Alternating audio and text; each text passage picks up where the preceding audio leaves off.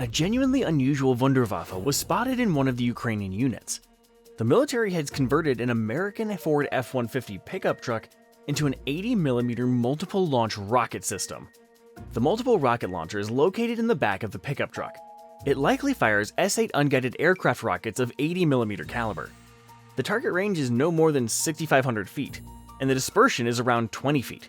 So this weapon is effective when several missiles are fired.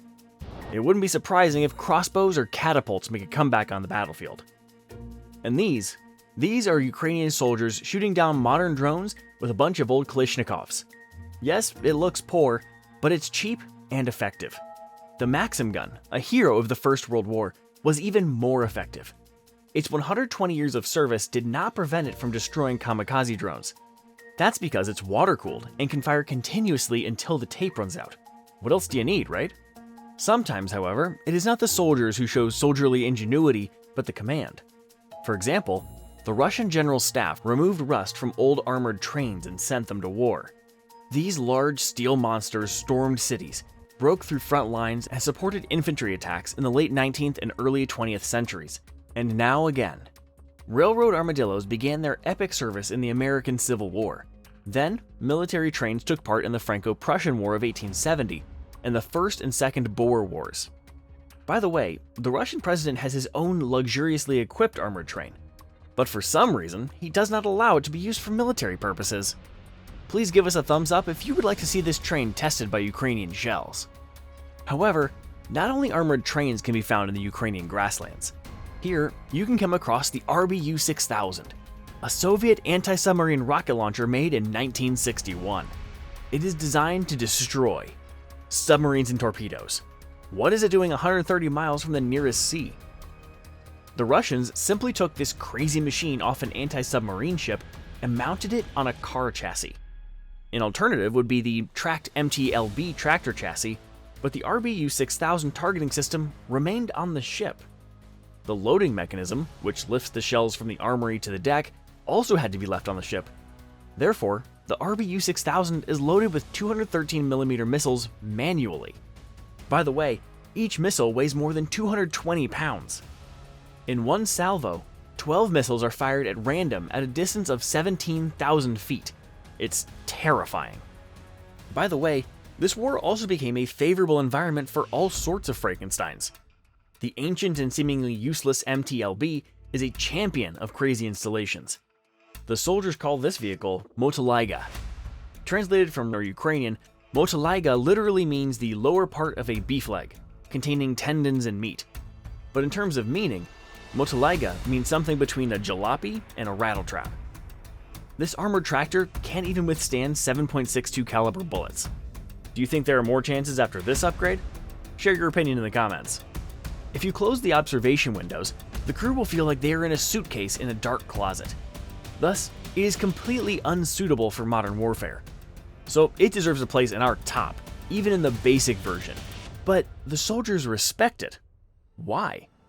Firstly, the Motolyga's assault troops compartment can accommodate 11 infantrymen. Secondly, this vehicle is capable of pulling everything that has wheels and a tow bar. Trailers, guns, howitzers, mortars, other vehicles, and so on. And instead of infantrymen, the passenger compartment can be loaded with ammunition, provisions, and water, everything that is needed at the position. And on the way back, you can pick up the wounded and killed. Finally, it even floats at a speed of 3.7 miles per hour.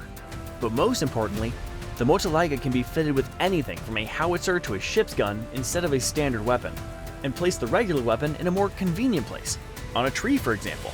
But to be continued. So, Motolyga and the ship's MS-227 140mm caliber MLRS. But how does it aim at the target?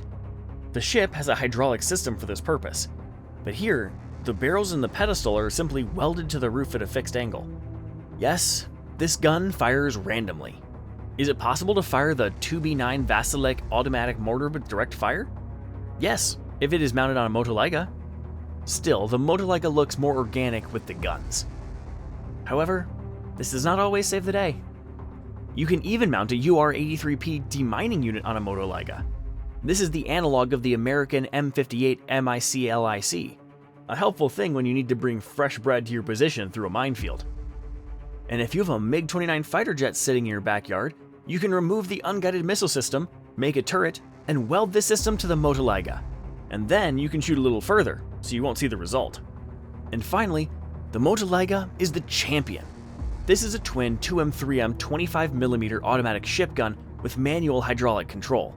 To hit an airborne target maneuvering at high speed, you need a lot of ammunition and a lot of patience to wait for the target to come into the line of fire.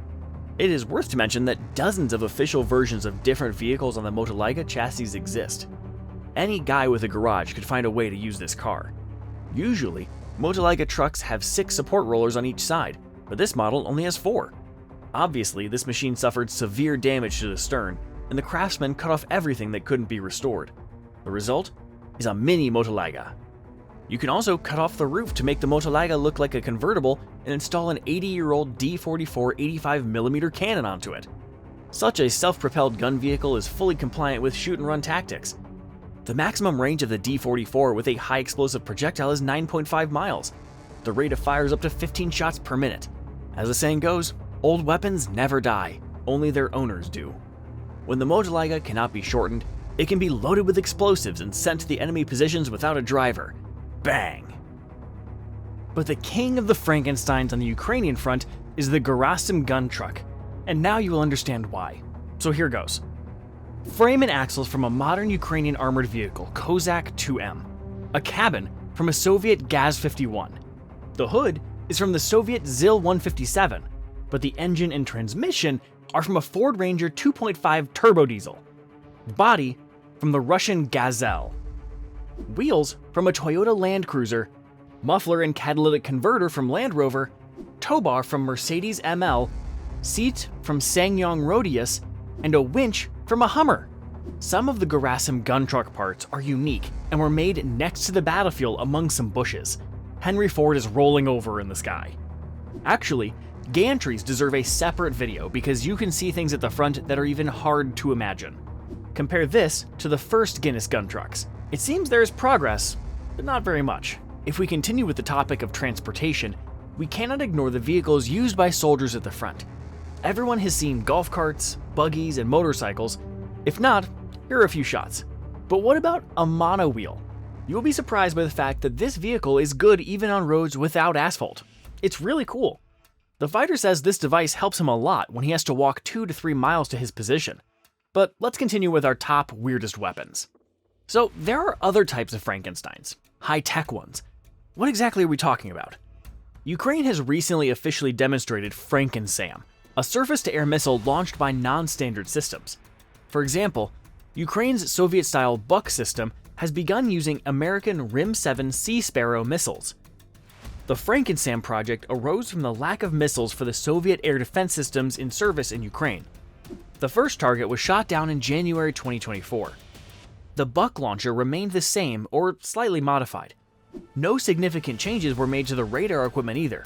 However, instead of 4 9M38 missiles, the Buk now has a similar number of RIM-7s in the launch containers. Suppose you pay attention to the markings of the destroyed targets. In that case, you will see that they are 2 reconnaissance UAVs and a Lancet attack drone.